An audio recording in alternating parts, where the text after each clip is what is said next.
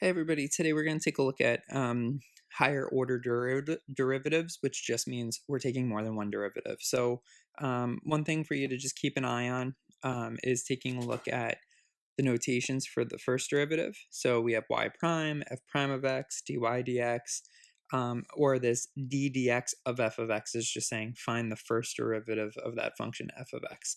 You pretty much see the same thing here with the second derivative, y double prime, f double prime, d2 dx squared, and then d2 dx squared of f of x. So again, it's just showing the notation for the second derivative. You can see the notation for the third derivative, the fourth derivative, and then finally this notation will just continue when we're taking a look at the nth derivative. So by the time you get to 4, we stop using those little tick marks when we just start writing that number there in parentheses. So let's take a look at a few different examples of finding multiple derivatives.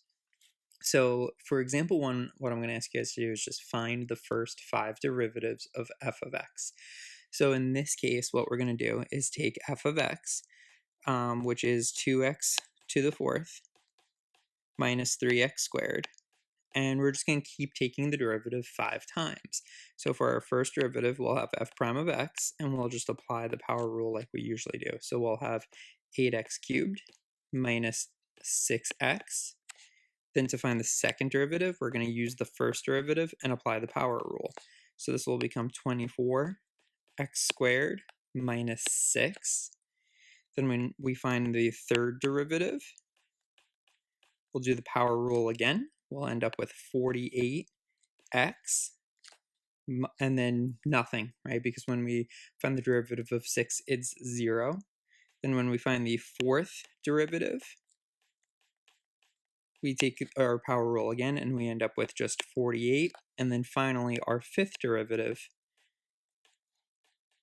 is 0, right? The derivative of a constant is always going to be 0, right? So this just gives us an idea of we can keep taking derivatives as time goes on. The other thing is we can substitute values in. So in this case, the question saying find the value of g triple prime of 2, or the third derivative of g at the value 2, given this function g of t. So in this case, what we'll do is we'll take g of t, we'll rewrite this thing, g of t equals negative t to the fourth plus 2t cubed plus 3t, plus t, just a t, plus 4. Right? Then we'll find the third derivative. So in order to get to the third, we got to start with the first. So we have g prime of t is negative 4t cubed plus 6t squared plus 1, and then derivative of 4 is 0.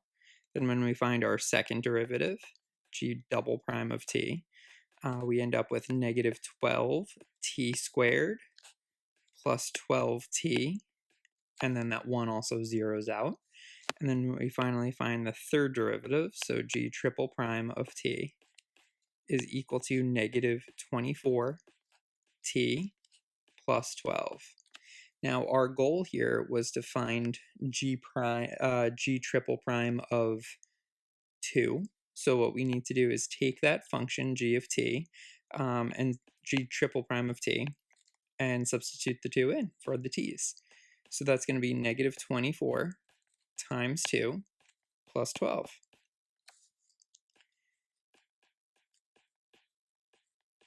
All right, so when we multiply this, we have negative 48 plus 12, or the third derivative of g at 2 is equal to negative 36.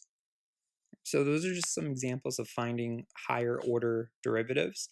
I have a few examples for you guys online to take a look at, and that's it for today. Thank you.